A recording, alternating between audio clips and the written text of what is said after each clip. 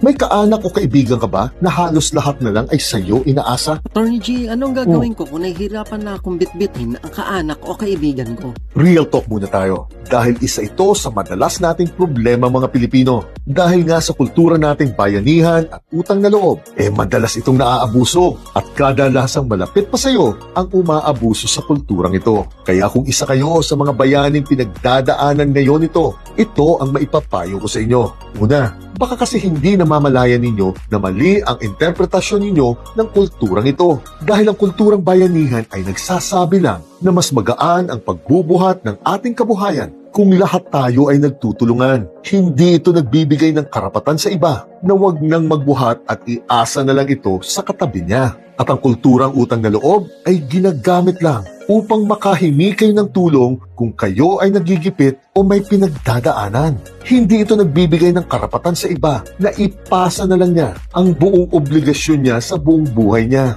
Pangalawa, upang maging productive at kapaki-pakinabang ang ating lipunan, ideally, dapat ang umaasa lang sa ayuda mula sa pamahalaan man yan o sa kapamilya nila ay ang mga bata pa, ang mga matatanda na, at ang may mga matinding kapansanan na hindi talaga nila kayang mamuhay o maghanap buhay ng mag-isa. Ngunit kung wala ka sa listahan na ito ng mga tunay na nangangailangan talaga, obligasyon mo, obligasyon ko, at obligasyon nating lahat na huwag maging pabigat sa ating kapamilya, kaibigan o sa ating bayan. Kaya ang pangatlo, kung tutulong kayo, unless bata pa o matanda na o may kapansanan talaga ang tutulungan ninyo, dapat laging may hangganan ang pagtulong ninyo at maliwanag ang hangganan ito sa tinutulungan ninyo. Dahil kapag hindi ninyo ginawa ito, tinuturuan nyo lang maging tamad, palaasa at batugan ang inaalalayan ninyo. At maling pagtuturo ito. Dahil anong mangyayari sa kanila kapag wala na kayo? Simple lang naman ang formula, di ba?